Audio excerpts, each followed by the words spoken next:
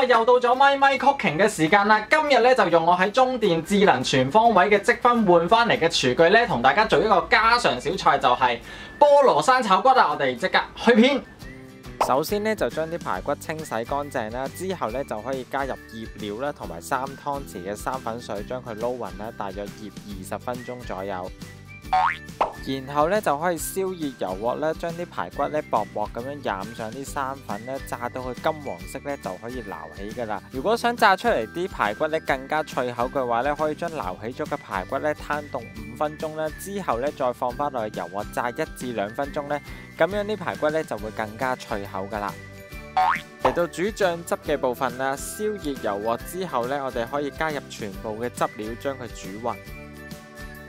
之後咧就可以加入青紅椒啦、葱段啦、菠蘿粒，將佢炒勻。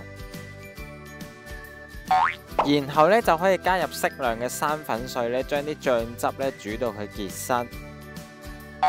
最後咧加入埋排骨，將佢炒勻咧，咁就完成噶啦。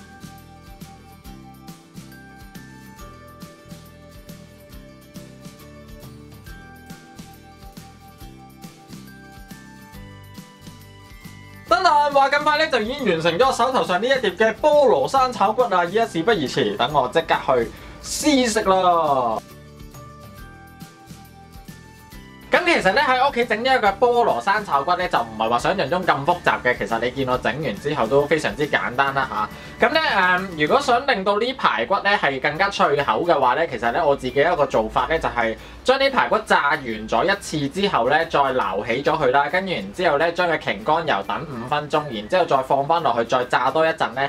咁佢咧就可以 keep 到個皮咧就會好脆口噶啦。咁我自己咧中意食菠蘿生炒骨咧，其實咧個汁料咧就唔係話太多嘅，即係好似依家咁樣咧就啱啱好噶啦。因為如果你太多汁嘅話咧，你就會整到嗰個排骨咧就會腍咗，冇咁脆口噶。咁依家咧其實咧係有少少脆口啦，同埋咧又食到少少嘅甜甜酸酸，咁我覺得呢個咧就啱啱好啦。言歸正傳，咁到底我嗰2個廚具係點樣換翻嚟嘅咧？其實咧我係參加咗中電嘅智能全方位自動成為智能即賞用戶咧，透過慳電啦同埋儲分咧就可以換到禮物噶啦。除咗可以換到廚具之外咧，其實佢哋嘅禮物超過1萬件咁多噶，真係衣食住行樣樣都有。